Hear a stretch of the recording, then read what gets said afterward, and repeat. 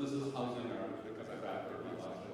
What's in here? Is this the administration building? No, it's actually the admissions building, and it is our career center, and it's also where the announcement happens. So we put career admissions in the same building because today, part of our task more than ever is to make sure that we prepare students for meaningful work and careers.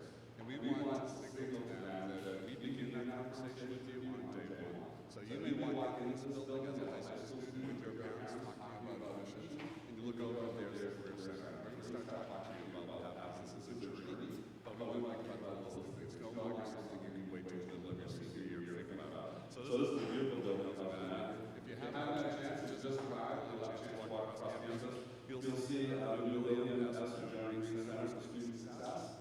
That's the old library, and we opened up the new Gustafson Library. We're able to take that building and completely renew it with great women's friends. This houses Deborah Women's Center, the Center for Media Engaged Learning, Disability Services, the Topic Events Lounge, our ROTC chapter, our International Student Services, Diversity Initiative, and Academic Advice. So it's an extension of the Student Center next door. But now that also opened this semester, so that's a beautiful new dorm right behind the Commons. That houses more than 300 students. We have our trustees here for the last 2 days, and I love this. It makes it such a quick tour of the buildings and they walk in the building, and of course there's a lot of students there. And one of the students invited them into just the apartment, which is all of us. But the recipe actually, when you do that, they made a lot of recipe of chocolate chip cookies, gave you warm chocolate chip cookies. I'm sure that's good for a lot more vacations this year. Family love the place. And then I just all over the way. So again, as you walk through campus, you see these still going up, and I drove through that. I said, I sound no buildings. It's our first 5-story building. It sits on a good place. It will be tall. It's a beautiful dorm, and as soon as we get that done, we'll check out a whole bunch more of those old dorms. Some of these strangely are still fun. So this is one of the places where Nick fell in love, and someone else got drunk and cold, and I don't know what happened in our room, but really, there's not a lot to love. Okay, we're always like, oh, I was getting my picture serves as well, and I love a lot of students over the years. But as we bring these new dorms out, we'll continue to take on the old ones. So after the case is up, there'll be a big opportunity that there's a lot of people not placed, and we'll do one more small one to take that out and really build a renewal of the campus. We'll have shuttles today, and I urge you between Christy 1 and 3, we're 12 and 3, to jump on a shuttle and go out to the far end of campus and see our new CETA building, the College of Engineering, Technology, and Aeronautics. So we took those programs this year from Daniel Webster College, and we are building a new $50 million engineering building over in the main campus. It'll be next to Washington parking lot, which will become another quad, and then I will get a slew of complaints about parking. That's the trade-off, but we'll build more parking lots because that's always a problem. But that building is gorgeous. In the meantime, we had to house our engineering programs, and our team did an amazing job taking the most derelict old steel warehouse and turning it into a terrific facility for these next 2 years. When the new building opens, we will still use that building for engineering, but we'll also bring in, for a portion of about a third of it, the Challenger Center. So Challenger Centers were created by the families of the astronauts who were killed in the Challenger disaster. And they are geared towards middle school and high school kids, and they are a complete mock-up of a space station and mission control. And there's a curriculum and staff, and the whole idea is to convince kids, get them excited about STEM fields early on. Because we lose kids from the sciences and from engineering, not at high school and not in the first year of college. We lose them in middle school. We lose them in 4th, 5th, and 6th grade. So we want to inspire and make aspirational for them the idea that they can be engineers, that they can be mathematicians, that they can be scientists. And we have a real focus on serving women. Only 14% of engineers are women, and underserved populations, including students of color. So real focus on that. And one of the things I love is if you're going to talk to a young black woman and say you can be an engineer, she has to see herself in that role. And we've built an amazing, diverse group of faculty and staff who are themselves women engineers, African-American engineers, and they are inspirational, and they are the thing to which we want students to aspire. We want to see their role models. Penman Stadium, We had hoped to be able to open that today for you. We're about a month behind schedule. That rarely happens, but things happen, and you will have a chance, I think, to see it. Christy, you'll swing by it. You'll see it's a gorgeous new stadium. At a distance, okay. But you will be able to see it, and it's amazing, and it's new tennis courts. It supports women's track and field. It's yet another playing field. It's an 8-lane track, new team training facilities, a terrific place. And then I also want to talk about, not on campus, but we announced that we are opening a Center for New Americans in downtown Manchester. So we're partnering with the YWCA, which already does a lot of work with refugees and new immigrants. We are refurbishing at our cost a part of their building and their gymnasium. We're also, you may know, the university partner for Major League Soccer. In every one of the cities that has a Major League Soccer team, we partner with Adidas and the Major League Soccer Foundation to open up what are called mini pitches, half-size soccer pitches in the inner city so kids get access to the game. And even though there is no Major League Soccer team in Manchester, we persuaded the foundation to join us, and we are building a mini pitch in Manchester as part of this initiative to serve the refugee and immigrant population. I was an immigrant. My family moved here when I was a kid, 3 years old. I don't know how many raise your hand if you are either an immigrant or refugee to the U.S. or your parents were. Anybody? There are probably a fair number, because that's our country, right? So this is not a political statement on the question of refugees and immigrants, but once they're here, we want to help them in every way we can to be successful. So we will do language programs, after-school programs for kids, college counseling, financial aid counseling, the things we know how to do well, and that's important work for our community. And then finally, we have received $10 million in recent funding to launch a program to educate refugees abroad. And we've been doing this for 3 years in Rwanda with remarkable success. And a group of very wealthy Silicon Valley donors came to know of our work, invited us to submit a proposal, and we will launch in 3 more camps now, maybe 4 camps. So we'll be in Lebanon, where I just was 2 weeks ago with the team, but also Kenya and South Africa. Just to give you perspective, there are 65 million refugees in the world, more than any time since World War II. Only 1% of them have access to higher education. And while it may feel like things like the Syrian war may never end, it will. And when they go back, we need them to have the skills to rebuild their country. So we're developing programs in construction management, trauma counseling, frontline health care, and all the things that they're going to need as they go back and start rebuilding. If we don't give people hope, then lots of bad things happen in the world, right? We were at a meeting, we work with something called the Institutes for the Future in Palo Alto, and ringing in my head was their sort of amazing facilitator who said, we now live in a world with enormous potential for good and enormous potential for bad, mostly because of technology. And enormous potential for good will come from super ambitious young people who are super connected and full of hope. But the great potential for bad comes from super ambitious young people, super connected, and with no hope for their lives. So we're in the business of hope. That's what I tell people all the time. And that hope extends to a first-generation college kid in Manchester who we reach out to, often with the help of people like Peter and others who are alumni who work in our school systems, and we invite them in, and that extends to our international students whose families often sacrifice to get them here, and it will extend to the people in refugee camps like the one I visited in Rwanda, which is maybe the most hopeless place I've ever visited, where people live on 33 cents a day. And when we said we think we can bring a college program to you, their eyes lit up.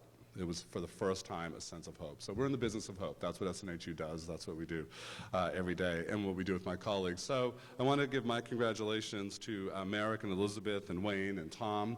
I'll be around afterwards, happy to answer questions about any of this. We have a glorious day. I like to think it's because my birthday. That's not pandering to get happy birthday wishes. I know that my wife has been organizing this little gathering tonight, some of our old college friends, which this will not end well, by the way. I know my college friends.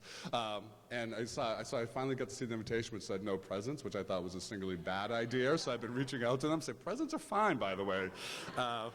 Whoever had that idea?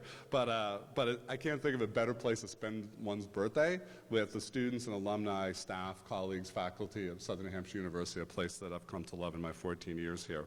So with that, I will turn it over to your alumni president, Tim Girardi, and we'll begin the program. Tim, all yours.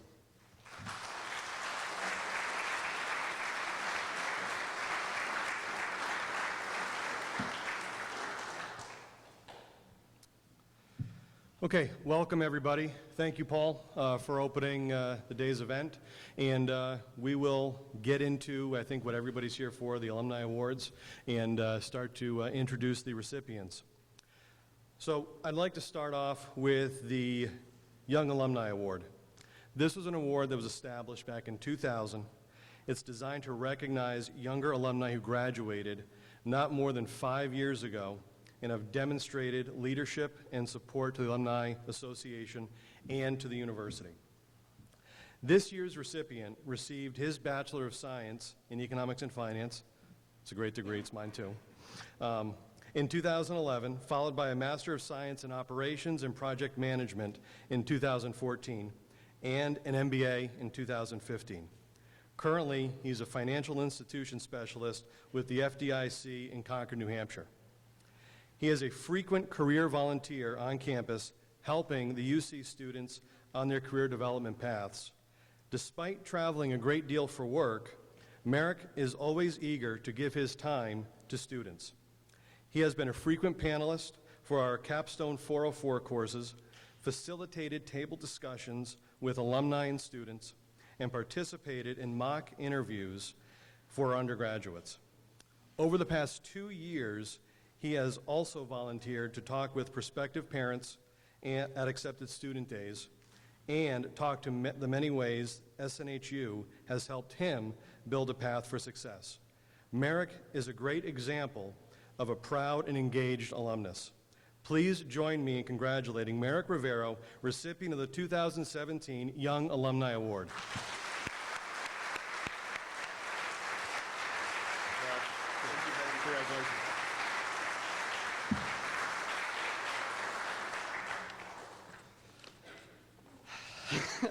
So, good morning, everyone.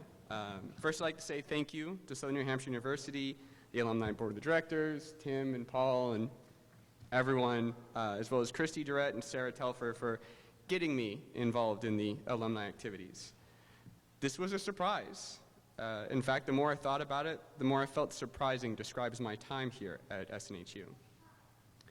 I look back at being a freshman 10 years ago, which was a surprise in and of itself that it was 10 years ago. And remember that I started here with modest expectations of just going to class and getting good grades. Fast forward to my senior year, and I'm active on the e-board of 3 clubs, working as a tutor covering every business subject we offer. I was on the president's list, and I still had a social life, which all far beyond my expectations. I wish I could say it was easy, but I had a lot of long days and late nights. Still, I found it surprising that I did it all the same. You see, back as a teenager, I came down with a serious illness, and I was honestly surprised I was able to go to college, let alone accomplish what I have.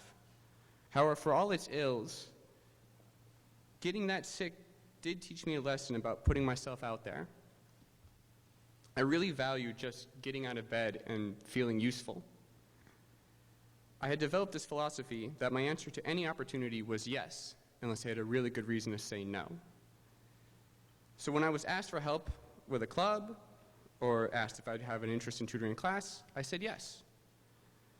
There's a saying, show up, step up. And I believe it's the best way to be involved. Whenever opportunity presents itself, and it is present a lot on this campus, respond by showing up and seeing what you can do. Even if you have no experience, talent, or plan, just be willing to pitch in. And I have no greater example than this than what is likely my crowning achievement here at SNHU. First semester of my senior year, I received an automated email explaining that I was eligible to be commencement speaker for my graduating class. The requirement was to submit a one-page paper explaining why I would be interested in being the commencement speaker. It was a simple request, all things considered, so I wrote a response. 1 week later, another email arrived. This time I had been selected to give a speech, a draft speech, before a panel. I was surprised. I hadn't expected to make it that far. At the time, I could count on one hand the number of times I'd given a formal speech. Now it's 2 hands, but point remains. I had no talent for speeches, no skills, and no idea what I was going to talk about. But I had no good reason to refuse, so I gave it my best shot. I wrote about the world as I saw it and what it meant for us as graduating students. When I showed up to deliver the speech, I got to see the other candidates, and I was surprised who I saw. I knew this other candidates, if not personally, then by reputation. It was the who's who of the smartest, most active people on campus. These were people active in student government, in clubs, in sports, all very high-profile people in their own right. I honestly wasn't sure I would do it justice. But I had shown up, so I needed to step up. I went in, focused on the few people I knew, and gave it my best shot. Walked out having done my best. 2 weeks later, I walked into Elizabeth LeClaire's office for our usual club meeting on club stuff, and the first words out of her mouth were, "Have you checked your email?" Which I guess was her subtle way of letting me know I was the commencement speaker. It was a 3-minute speech in front of thousands of people, what is now the SNHU Center, which was broadcasted over the web and recorded. Probably the most terrifying experience of my entire life, right there. But I showed up. I stepped up. That's what it took for me to be commencement speaker. So when after I graduated, I started getting emails seeing if I would help out at alumni events. And I continued to embrace the philosophy. I went to accepted student days, spoke to parents about going to SNHU, went to classes and spoke to students about interviewing and getting jobs. I met with many students, giving them all the advice I could, and answered all the questions I was asked. I had no idea what I was doing the first time, and I just wanted to help any way I could.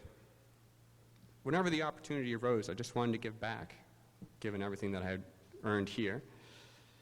Then I got a call randomly afternoon some weeks ago from Tim, saying I had won an award. I was surprised. This wasn't at all what I expected. I figured it was just an invitation to another event to help out. And then I found out I needed a speech, which is not what I was looking forward to. And I really didn't know what to say, other than thank you, but that's kind of short, so I figured I'd explain how I got here. But again, thank you, and if you need me again, just let me know.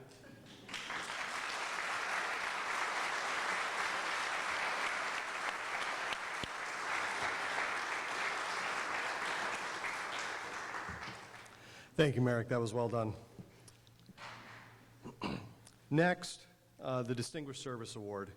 This is an award that can be given to an alumnus, alumna, faculty, staff, or friend of the university for leadership, dedication, and loyal service to the university and its objectives. The alumnus or alumna must have graduated 6 or more years ago, which I think you meet that, Wayne, to be considered for this award. This year, we actually have 2 recipients. Our first recipient is Elizabeth LeClaire.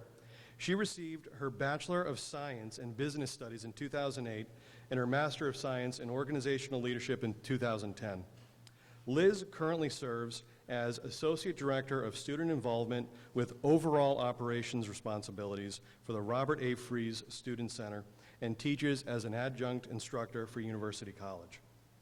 Allow me to share a quote from one of her nominators. Liz embodies this award in its broadest sense.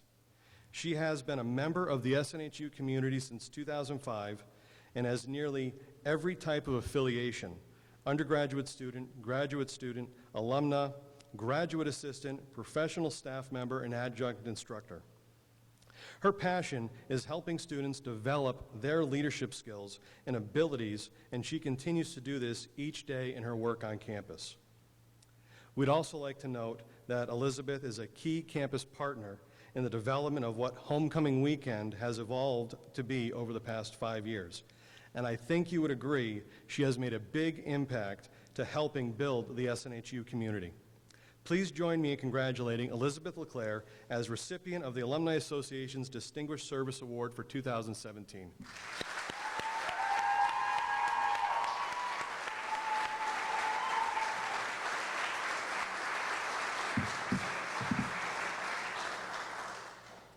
The best part about a dress with pockets. I'd like to begin by first thanking the Alumni Association. This honor means so much to me, and I couldn't thank you enough for making this possible. There are so many unique SNHU stories. We all have our own. I'm sure you can think about yours. But I'd like to share a little bit about mine since they gave me a microphone and a podium. And I'd like to talk a little bit about two of the people who have made a huge impact on me. These are just two select folks, but just looking around the room, there's so many of you that I would love to speak towards. I came to SNHU in 2005 after transferring from the University of Hawaii. As unbelievable as that sounds, I couldn't convince my then boyfriend, now husband, to come and join me. Again, pretty crazy. So I did a simple Google search. He was already going to school in New Hampshire, and I found this university. Surprisingly, it was nearly impossible to find, as crazy as that also sounds, since now when you go on the internet, this university always pops up, which is pretty amazing, a testament to what we're doing here. At the time, there was about 1,500 students, and there was only, I think, 2 buildings on this side of campus. And the way I like to think about it is you close your eyes, and it feels like there's a time-lapse video of this campus. It's amazing to see the growth. I was not an involved student at the University of Hawaii, but I found SNHU to be the kind of place where one couldn't just take classes and do nothing more. I see many of you shaking your heads. I started working in the Learning Center. I joined a sorority. I was part of an active honors society. I was part of a governing board, and really so much more. Starting out as an accounting major, I quickly realized by the end of my first semester senior year that I was never going to be an accountant. I was going to be a higher education professional. Like the way some things just sort of fall into place, my next step in my search for my profession did as well. A graduate assistantship opened in the then Campus Programming and Leadership Office, now Office of Student Involvement. And I was hired by Tiffany Pfeiffer, someone I now call my mentor and my friend. A person who means so much more to me than she will ever know. Tiffany has taught me so much about the role in which I work in now and about life. Upon completion of my assistantship, again, serendipitously, I was able to remain at SNHU in a full-time position. With an office of 2, Tiffany and I were able to grow and build so many programs. The well-loved late-night breakfasts, the involvement fair, the signature leadership program, the fall leadership conference, and really so much more. I hope to be one day just half the supervisor that Tiffany has been to me. She always wanted me to be the best version of myself, and I hope that I have done her proud with that. During my career, I have gotten to know some truly amazing people. The students I work with each and every day have changed who I am for the better, and I hope I've made an impact on them as well. There are so many that will remain forever in my heart. To name them all would be using all the rest of your day, so you won't be getting to the delicious food at the street fair or the fireworks tonight. You'd just be listening to me mention all of them. But one in particular would be Brittany Fiore. I met her freshman year of college. To say I dislike her at first would be a gross understatement. She didn't like me either, to be honest.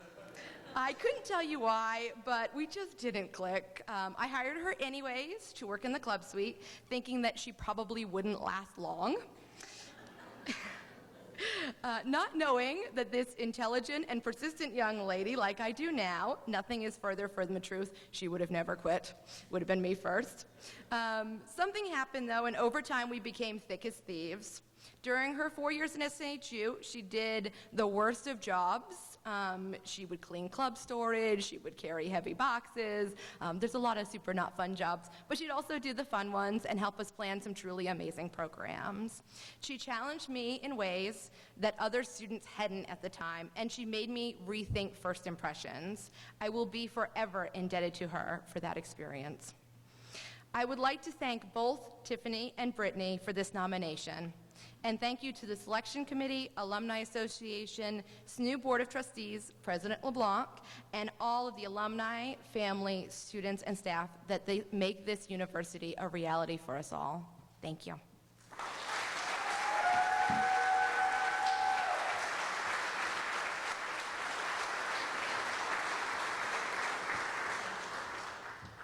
Thank you, Liz. Our second recipient is Wayne Robinson.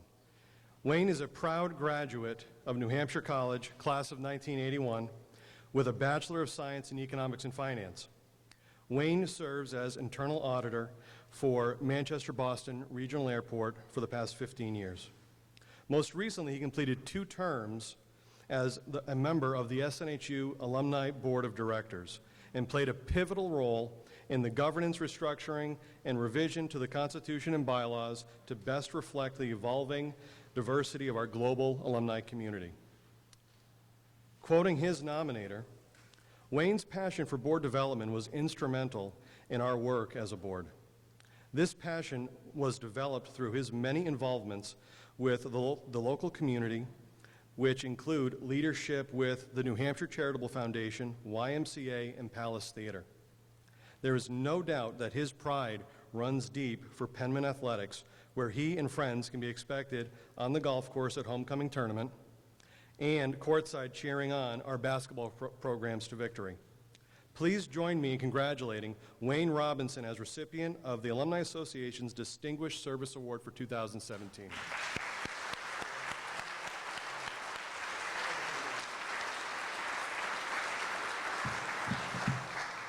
And I have a speech too, so, okay. First of all, I would like to thank the Board of Trustees, President LeBlanc, past President Gustafson, all the alumni and staff, because I am truly honored, humbled and honored to stand before you today to receive this award. When Tim called me several weeks ago, I was dumbfounded and starstruck. I was speechless, and for those who know me, I'm rarely at a loss for words, but I was really speechless. I mean, I just kind of, I was at my desk, I was at work, and I didn't know what to say. But also before I begin, I would like to congratulate this year's honorees, Marique, Elizabeth, and Tom, for your dedication, time, and commitment to this university. For me, giving back to this university is natural. This university has become a natural extension of me, and I have been blessed by relationships, both professional and personal, that began its roots almost 40 years ago. And I am humbled to see such close friends today. For that, I would like to thank each and every one of you. And if I could, I would like to just go off script for a second, because something just came to me. You have this portrait of Dr. Gustafson. I've had the opportunity to serve on a board with Dr. Gustafson, and he has become a private mentor for me. He doesn't know this, but if you've ever been in a board meeting or in a meeting or boardroom with Dr. Gustafson, it's amazing to see him. He's very quiet, but you know the mind is thinking. And we've been in meetings where someone has to say something about everything, not Dr. Gustafson. You know he's thinking, but when he speaks, he nails it. And so for that, I'd like to thank him for his service and dedication to this university.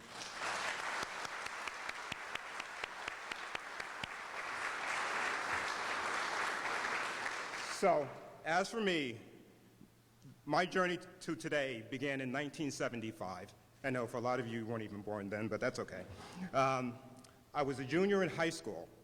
So in high school, I went to an all-male Christian Brothers military high school. So just think about those combinations. So I'm in the school library looking at college catalogs, and I come across New Hampshire College and a free application.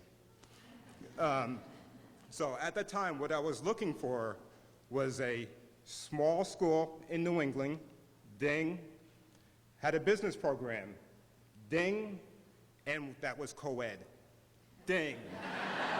Did not necessarily in that order, but it was important. I filed my application, and as they say, the rest is the history. While at New Hampshire College, I was an RA, I was an SGA representative, served on various committees, and played on the tennis team. And playing on the tennis team, and my doubles partner is here today, I learned what it really meant to be a team player and teamwork. Because while we played doubles, I constantly kept hearing yours, yours, yours, which means I had to cover both sides of the court. So where's Dan? He's here somewhere. So Dan, oh, there he is. Thank you for teaching me the word of teamwork. But in all seriousness, I just would like to just read something that's near and dear to my heart. And if we think about the things that are going on in this country and in this world today, this really hits home for me. And it's called the power of one. There isn't a problem in this world that can't be solved. The hard part is convincing people that we are all part of the solution, that each of us has something to give which otherwise can be given. The power of one. That's something we've all heard. It's not just a theory or a slogan or a philosophy. It's more like a mathematical miracle. I like to call it the arithmetic of the heart. When it comes to helping others, there are no little things. The accumulation of a lot of little things isn't little. It takes each of us to make a difference for all of us. None of us can do everything at once, but all of us can do something at once. One person can make a difference, and every person must try. Just concentrate on helping one person, giving hope to one person, and that person, in turn, may give somebody else hope, and it will spread out. Using the arithmetic of the heart, one person can change the social landscape of our country in a few weeks. If every American donated 5 hours a week, writes Whoopi Goldberg, it would equal the labor of 20 million full-time volunteers. Is 5 hours a week too much? Pete Santiago reminds us that if every employee in every American company were given just 4 hours a month to volunteer for a cause of their choice, American companies could transform thousands of neighborhoods and millions of lives. It is the greatest mistake to do nothing because you can only do a little. Give what you can and do it together. That's the power of one. Alone, we can do so little. Together, we can do so much. Thank you.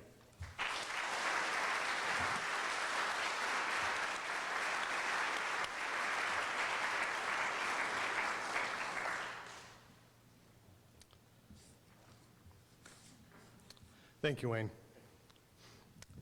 Up next, we have our Hall of Fame recipient. Our Alumni Hall of Fame was an award created in 1991 to recognize an alumnus or alumna who graduated 10 or more years ago and has made outstanding contributions to his or her profession, community, and to Southern New Hampshire University. This year, we are pleased to recognize Tom Dionisio as this year's recipient. Tom is a New Hampshire College graduate from the class of 1976. With a Bachelor of Science in Management Information Systems, he currently serves as Senior Vice President for Technology and Transformation at Southern New Hampshire University, having recently joined the university from his role as Managing Director and Chief Information Officer with the Boston Consulting Group for more than 15 years.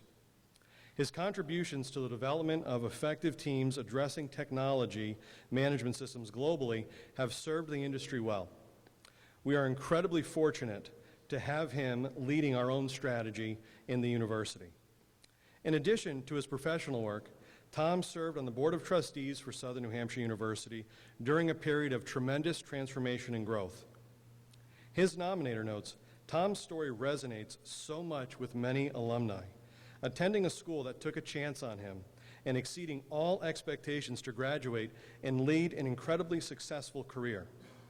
He is a longtime supporter of scholarships and so willing to talk with younger alumni about careers, experiences, and growth. It inspires young alumni like myself to do the same.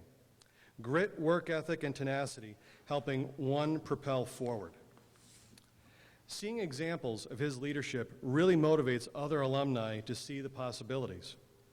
We are very grateful for the many ways that Tom has demonstrated his passion for Southern New Hampshire University and success of our students.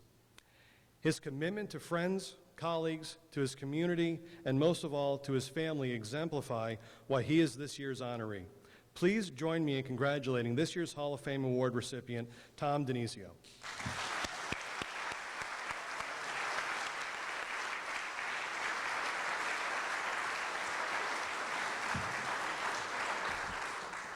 Thank you very much.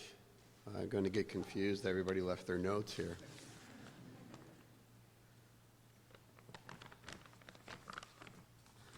Do that. So thank you very much.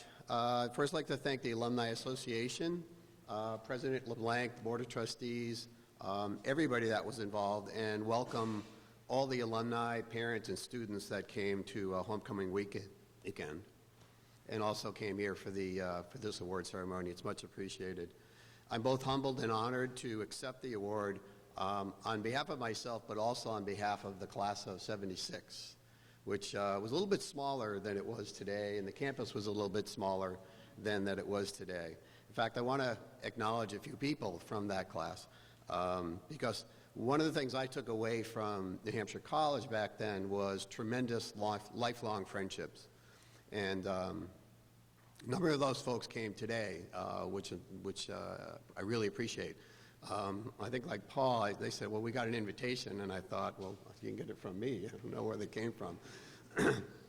But first I want to acknowledge, and he's here somewhere, but Nick Bratton. Where are you, Nick? There he is.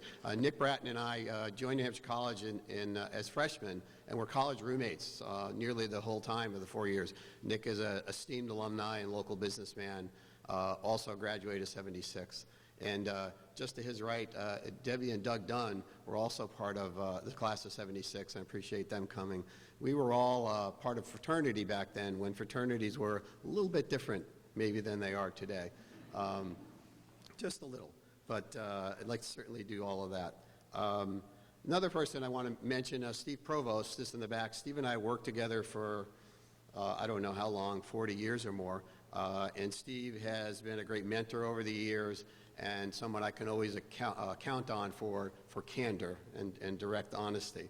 And appreciate Steve coming and his wife Judy.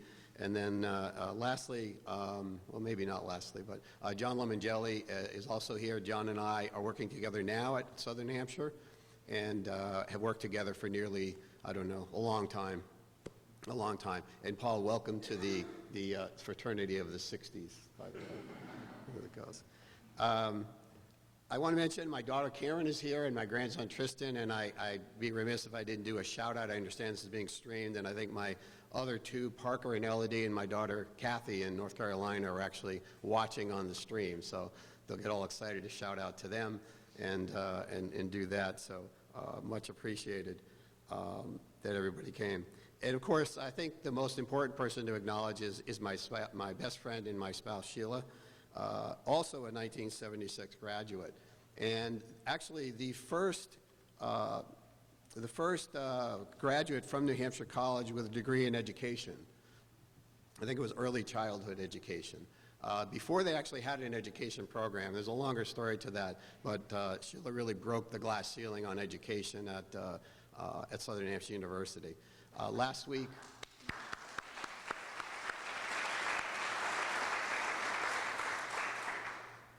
Sheila and I celebrated our 40th anniversary, by the way.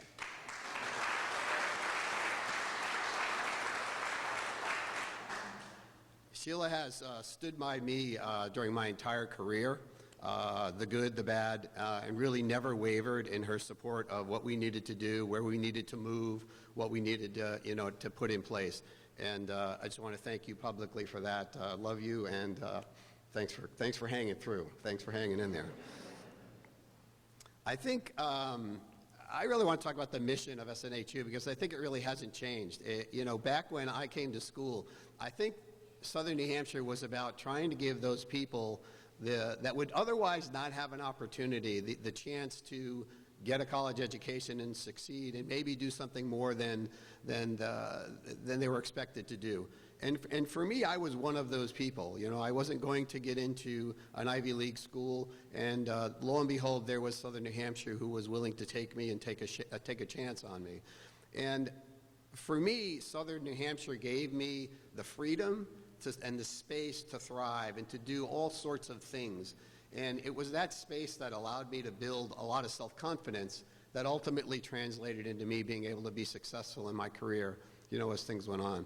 So I think that it's important to recognize that a lot of what we talked about when I was on the board, and one of our esteemed board members, Ed Wallach, is here to my right, well, a lot of what we talked about is maintaining SNHU's mission of allowing that person that would otherwise maybe not have a chance to have a chance. And I'm proud to be part of the institution and was proud to be part of the board as we continue to drive that mission forward. I almost didn't make it, actually, freshman year, as it turned out. It was early in the year, early in the semester, maybe a week or two into the semester. And we found ourselves embroiled in a bit of a fire extinguisher battle, I guess it was, you might call, in Winnisquam, which so the evidence is now gone. Winnisquam was torn down, so the evidence is now gone. But my then resident assistant was a fellow named Lee Amodio. I don't know if anybody knew him. But Lee was trying to break down this little escapade and looked over at me and said, you wouldn't dare. At which point I proceeded to turn him into a snowman at that point. So, needless to say, Mr. Larkin and I had a discussion the next day, and fortunately, Mr. Larkin allowed me to stick around until I cleaned up my act. And, we call that mischief back in those days. Today, President LeBlanc has a term for that we call the coming-of-age experience. So it was certainly a coming-of-age experience. I think today we see SNHU like we never thought we ever would. I think certainly for me, I could never have imagined this place and this campus looking the way it did, the way it does today, even 10 or 15 years ago. It is just really amazing that what's happened here in the transformation. And now it's so great to go around the country and mention where you went to school, and people say, oh, I know that place, I know that school. And a lot of times they say, oh, you're the guys with the bus. But that didn't happen 20 years ago, and it's a testament to the growth and the success that the university's had, and it's credit to everybody that's been involved with the university over the years. So while you're here, if you haven't been on campus, take a look. It's truly amazing. Go around and see what's happened. We continue to watch SNHU grow and thrive, and it's really, really exciting to be here. So today I want to say that I'm proud to be an alumnus of SNHU. I'm humbled and honored by the award. I thank everybody for coming to campus today. Thank the Alumni Association, President LeBlanc, and everybody. So thank you very, very much.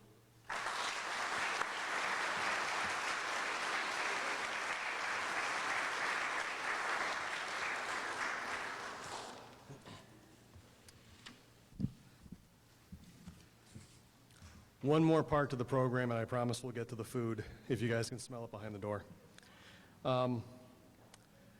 We had something happen over the past few months that I'm going to talk about with the Alumni Leadership Scholarship. And it really started with coming to this beautiful building that opened in late December of 16. And the Alumni Board, we held our January meeting in the room right behind me. We were in complete awe of what we saw in this building. Following the meeting, my predecessor, Jeff Penta, and I were talking and posed the question, what would we need to do to name this room Alumni Hall?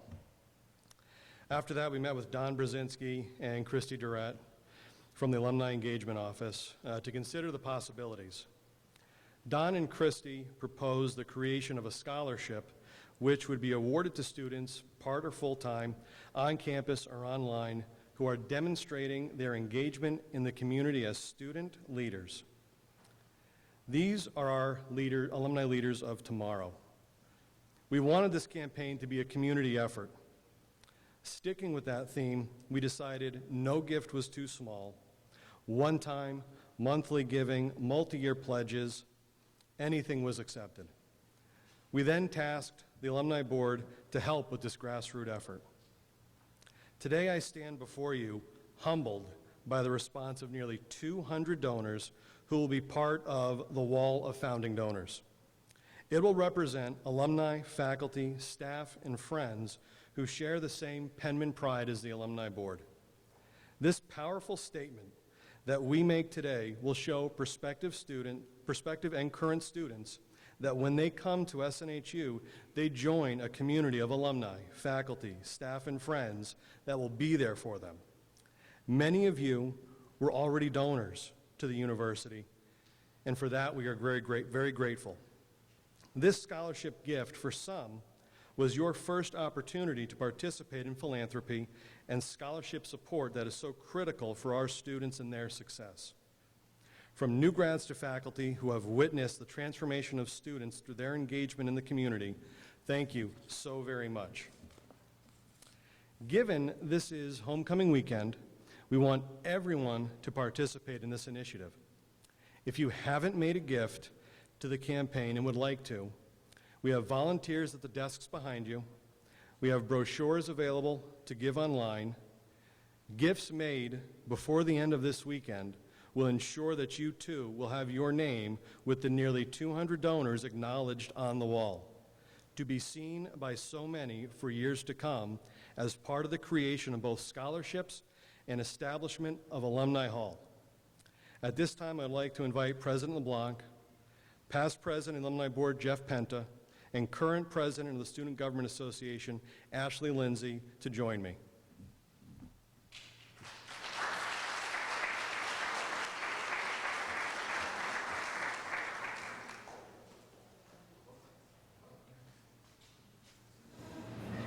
All righty.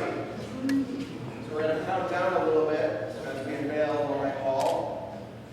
On the U of SNHU, everyone cheer. SNHU!